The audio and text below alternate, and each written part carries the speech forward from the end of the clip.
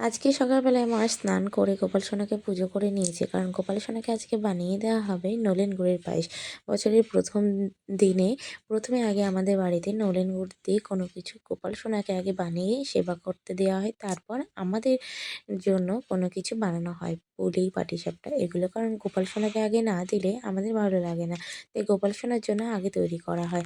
আর এদিকে মা তারপর চলে আসে রান্নাঘরে। রান্নাঘরে এসে আজকে তৈরি করছে কড়াইশুঁটির কচুরি, সাথে করছে এদিকে ঘুগনি।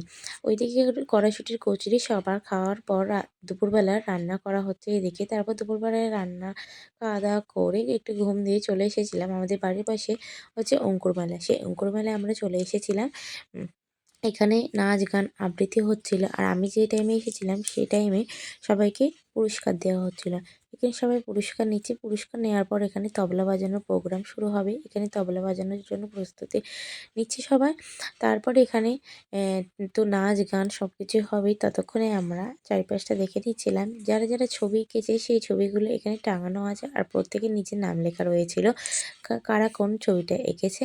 খুব সুন্দর কিন্তু ছবি এঁকেছিল। আর এখানে দেখো অনেকেই এসেছে, প্রচুর ভিড় আছে। আর এই যে ছবি, এই ছবিগুলো কতটা সুন্দর দেখো, কতটা নিখুঁত করে আঁকা হয়েছে, ভীষণ সুন্দর লাগছিল দেখতে। তারপর আমি চলে আসি আমার মেয়ের জন্য একটা ওষুধ নিতে ওষুধের দোকানে। এখান থেকে ওষুধ নিয়ে আবার যাই। একটা নাচ ছিল, সেই নাচটা আমার মেয়ের দেখার খুব ইচ্ছে ছিল। লাল ঝুঁটি কাকাতুয়া, সেই নাচটা দেখার জন্য আমার মেয়ে চলে গেছিলো। তারপর বাচ্চাদের নাচ সবথেকে গ্রুপে বেশি ভালো লাগে। গ্রুপের নাচ দেখতে কিন্তু বেশ ভালো লাগে। তারপর আমরা ওখান থেকে চলে আসি বাড়িতে।